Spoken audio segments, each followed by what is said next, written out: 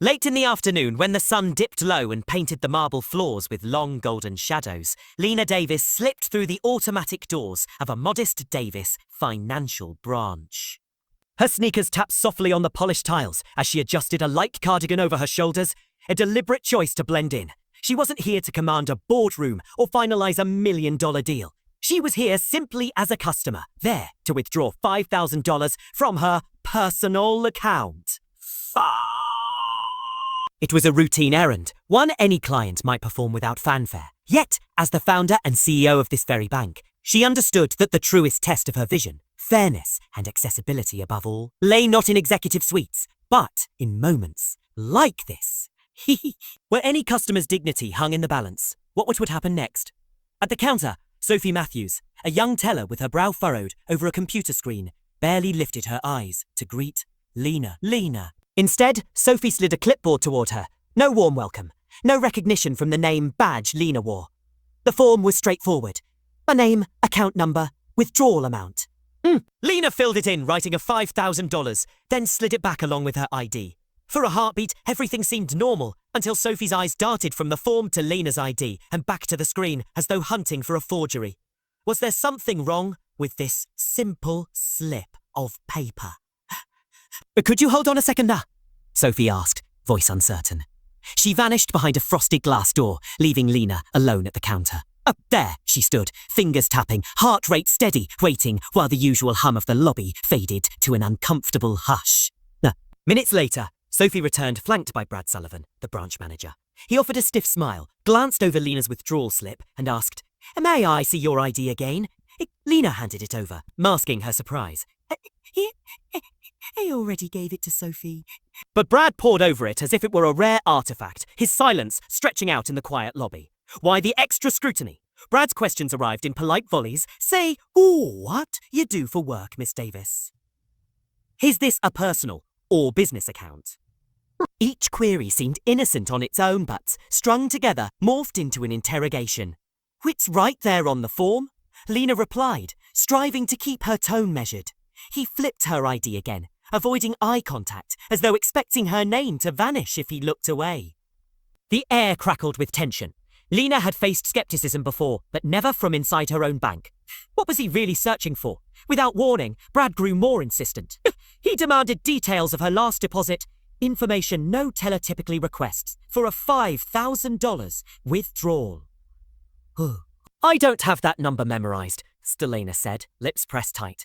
You can pull it up in the system. But Brad only nodded and repeated. We take security very seriously. We need to verify you're the account holder. It was a thin veil for something darker. Lena's grip on the counter tightened. Why was policy suddenly so rigid? Around them, customers shifted in their seats, drawn by the mounting unease. Sophie watched, eyes flickering, too polite to intervene. Brad, sensing Lena's growing impatience, reminded her in a slick tone, "You can fill out the form again if you like." It was an insult, an invitation to humiliate herself a second time. Lena inhaled, exhaling slowly. She refused to play this game.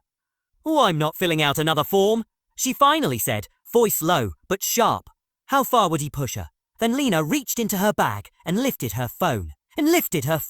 She hit record, refusing to let me access my own money, she said, her voice echoing through the lobby. Despite government-issued ID, despite my history as a long-time customer. Why?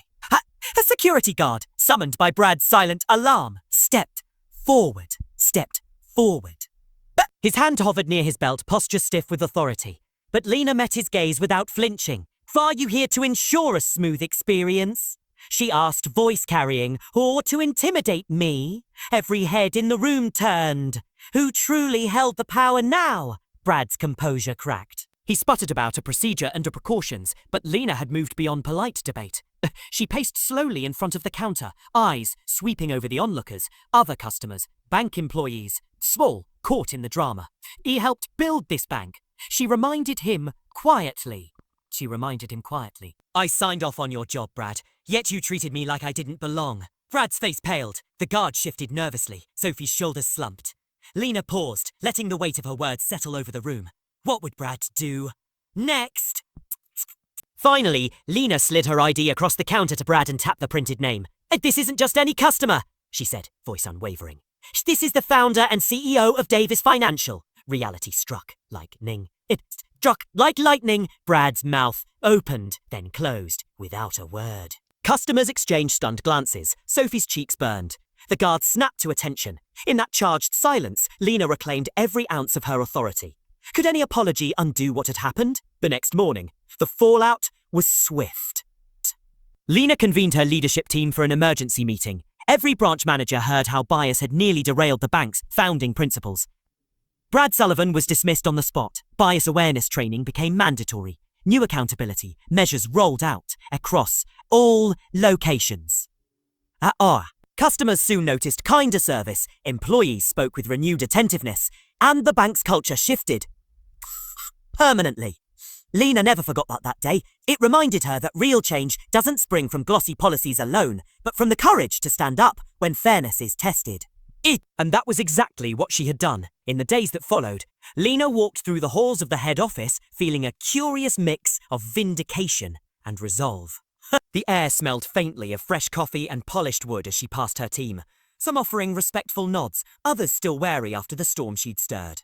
Each step echoed her promise. Fairness would no longer live only in mission statements, but in every interaction, large or small.